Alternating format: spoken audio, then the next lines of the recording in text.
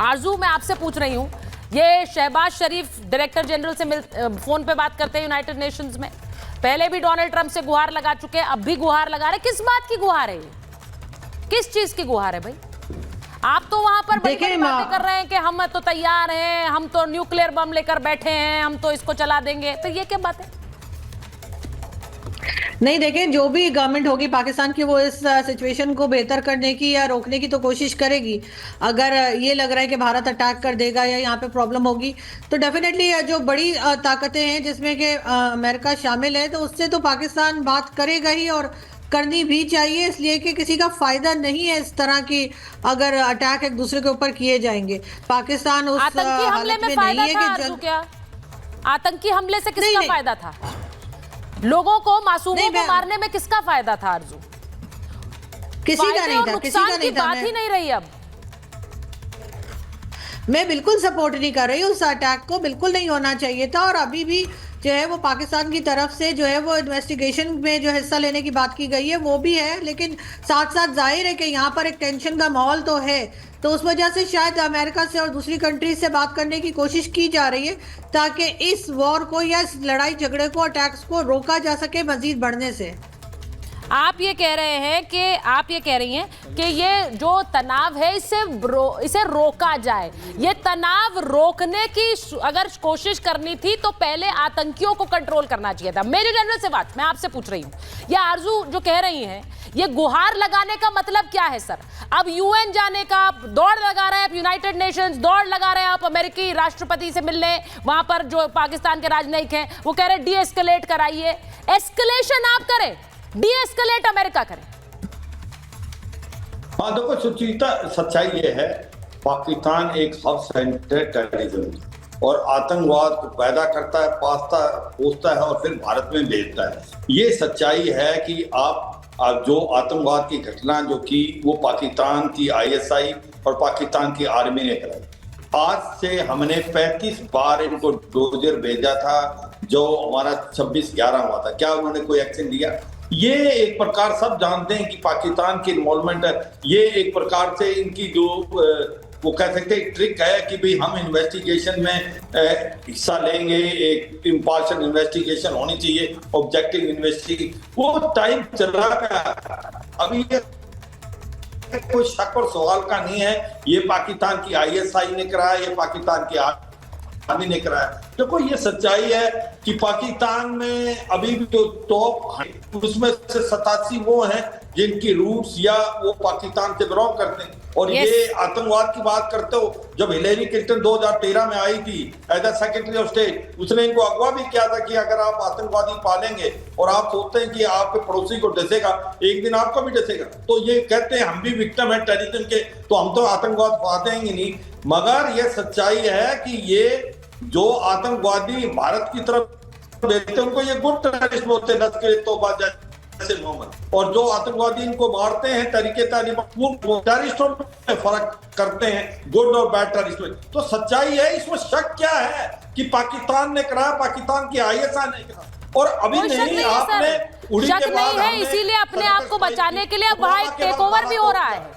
जो आईएसआई के चीफ को सर, आईएसआई चीफ को जो एक एडवाइजर बना दिया, जिसका सीधा मतलब यह है शहबाज शरीफ आप पीछे बैठिए, आपका कोई रोल नहीं है, अब देश को हम चलाने वाले हैं, सारे फैसले हम लेंगे, इसका सीधा मतलब यह है। मैं एक बार जरा बड़ी खबर बताऊं, राजनाथ सिंह, रक्षा मंत्री राजनाथ सिंह की अमेरिकी रक्षा मंत्री से बातचीत हुई है। अमेरिकी रक्षा मंत्री पीट हेगसेथ से बात की है और राजनाथ सिंह और अमेरिकी रक्षा सचिव के बीच ये बातचीत हुई है। अब आप देख लीजिए कि लगातार जब से हमला हुआ है हमारे डिप्लोमैटिक चैनल्स ऑन हैं, क्योंकि अलग अलग देशों के राजनयिक हो, वहां के राष्ट्राध्यक्ष हो, वहां के नेता हो, वो लगातार बात कर रहे हैं हिंदुस्तान में। खुद प्रधानमंत्री नरेंद्र मोदी से कई ने बात की है और अब ये खबर आ रही है कि अमेरिकी रक्षा मंत्री से बात की है रक्षा मंत्री राजनाथ सिंह ने। मैं बता दूं, मेजर जनरल राजन कोचर हमारे साथ स्टूडियो में आ गए हैं, कर्नल शैलेंद्र सिंह हमारे साथ हैं, मेजर समरपाल तूर स्टूडियो में है।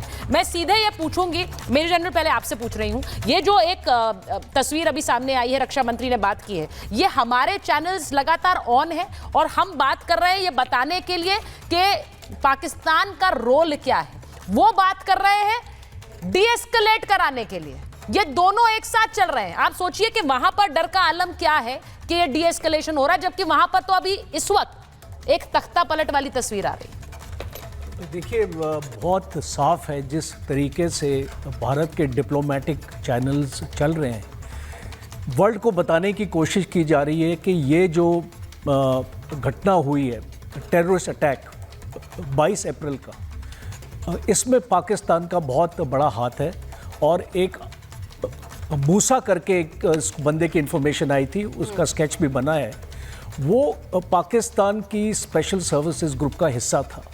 और जिस टाइप के हथियार, अब एक नॉर्मल, जो अगर आप बोलते हैं कि ये लोकल्स हैं, लोकल्स के पास अमेरिकन हथियार कहाँ से आ गए? यस, लोकल्स के पास इस टाइप की आपका कम्युनिकेशन सिस्टम, आपके पास सैटेलाइट फोन चाइना का, लोकल्स के पास कहाँ से आ गया? और आप हमसे सबूत मांगने की कोशिश कर रहे हैं। यस, सबूत आपके सामने है। और हम अमेरिका से, यूनाइटेड नेशन से, सिक्योरिटी काउंसिल से हम उनको बोल रहे हैं पाकिस्तान का नाम स्टेटमेंट में डालो।